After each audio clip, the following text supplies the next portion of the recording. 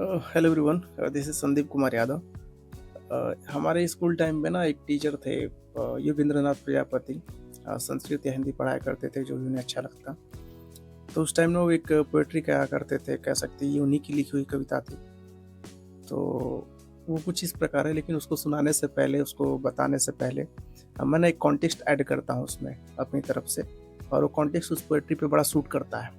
तो वो कुछ, हालांकि वो भोजपुरी में है, और हम चूँकि बलिया के रहने वाले हैं तो हमारे इधर भोजपुरी कमाल बोली जाती है।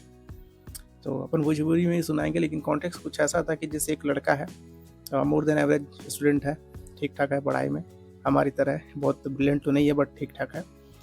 तो वो ना शहर में जाता है अपना स्कूलिंग कंप्लीट करने के बाद, और एक होता क्या है कि टाइम के हिसाब से, या कह सकते हैं कि शुरू-शुरू में ही वो शहर की रंगो-रौनक में खो जाता है।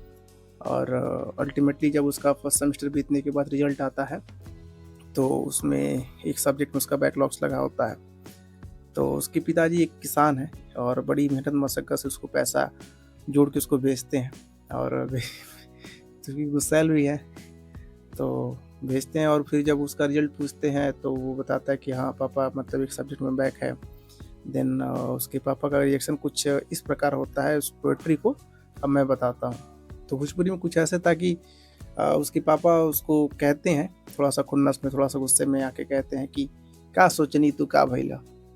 मतलब जब उसका रिज़ल्ट बैक लग जाता है, फेल हो जाता है, तो उसके पापा उससे कहते हैं कि, "का सोचनी तू का भइला? घरे आवै अब पढ़ भइला।" मतलब अब आप घर आइए, आप पढ़ चुके हैं।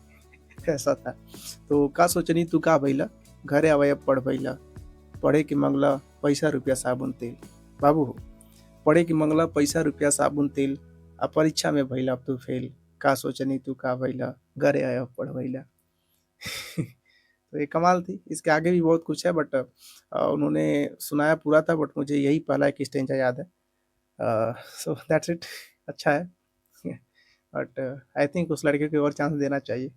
उसकी कहानी थोड़ी-थोड़ी मुझसे मिलती है, बट अच्छी है। Thank you so much for listening me.